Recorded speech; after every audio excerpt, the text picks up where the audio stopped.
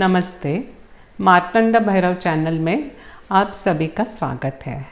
मैं डॉक्टर प्रीति मिलिंद कुलकर्णी एक आयुर्वेदिक प्रैक्टिशनर और एमए योग शास्त्र पदवीधर हूँ। आज का विषय हमारा है अष्टांग योग या राजयोग का वैशिष्ट्य। बहुत कम लोग जानते हैं कि इसका वैशिष्ट्य क्या है। आमतौर पे जो भी हम योग करते हैं उसमें इंटीग्रेटेड अप्रोच टू योग होता है, मतलब जहाँ जहाँ से हमें जो समझ में आता है, जो अच्छा है, उसको हम ग्रहण कर लेते हैं। लेकिन पातंजल योग की क्या विशेषता है, इसकी जानकारी बहुत कम लोग जानते हैं। आमतौर पे योग की दो विचारधाराएं हैं, एक है हठ योग और दूसरा है राजयोग। हठ योग की परंपरा आदिनाथ यानी शंकर महादेव इनसे शुरू होती है। इनके शिष्य है मच्छिंद्रनाथ, उनके शिष्य है गोरखनाथ और वहाँ से ये परंपरा आगे आते हुए नवनाथ और ज्ञानेश्वर महाराज इनके फैमिली में, इनके परिवार में हमें दिखाई देती है। अब हम देखते हैं कि हठ योग में बहुत सारे नियमों का पालन करना पड़ता है। इसमें आहार विषय नियम है, इसमें एकांत में रहना, बहुत जन समुदाय में नहीं रहना और 4 बार इसका अभ्यास करना। इसके अलावा इसमें गुरु होना बहुत आवश्यक है। हम हठ योग प्रदीपिका अगर पढ़ेंगे तो सारी बातों का ज्ञान हमें नहीं होता है, इसलिए गुरु की आवश्यकता है। उसमें नाद अनुसंधान, कुंडलिनी जागृति जैसे विषय बताए गए हैं जो आम आदमी के समझ के थोड़े परे हैं, इसलिए बिना गुरु का हठ योग संभव नहीं होता है। अब हम जाएंगे राजयोग की तरफ। राजयोग में महर्षि पातंजल ने जब अपने सूत्र की शुरुआत की है तो उन्होंने मंगलाचरण नहीं किया है, किसी भी भगवान का नाम विशेष लेकर शुरुआत नहीं की है। ऐसा क्यों होगा? क्या वो शिष्ट थे? क्या वो ईश्वर को नहीं मानते थे? नहीं, ऐसी बात नहीं है। वो ईश्वर को मानते हैं, उनका ईश्वर निर्गुण है। उन्होंने मंगलाचरण इसलिए नहीं किया क्योंकि वो योग को किसी भी धर्म के साथ जोड़ना नहीं चाहते हैं, इसीलिए उनका योग वैश्विक है, मानव के लिए है। उनके योग में अष्टांग योग को ही राजयोग कहा जाता है।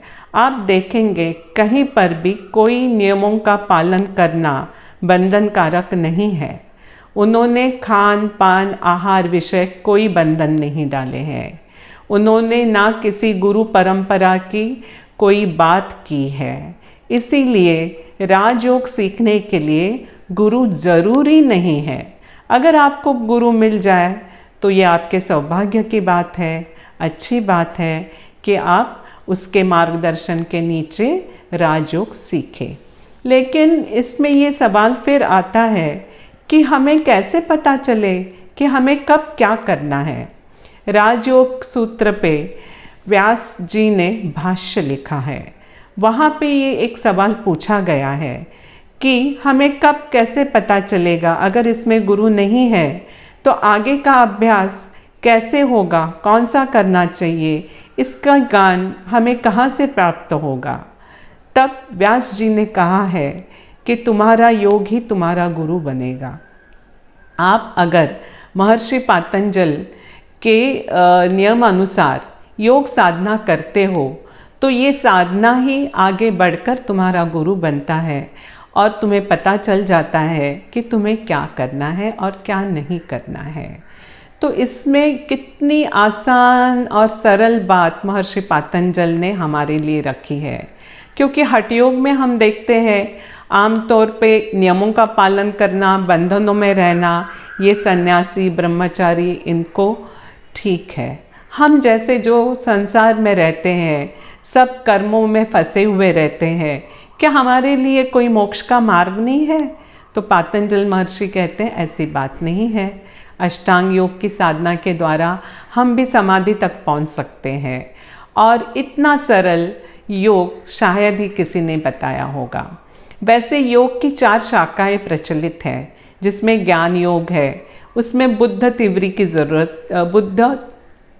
तीव्र बुद्धि की ज़रूरत होती है। जैसे कि आदि शंकराचार्य है, उन्होंने ज्ञान योग बताया है, लेकिन ज़रूरी नहीं सभी की बुद्धि उतनी तीव्र हो।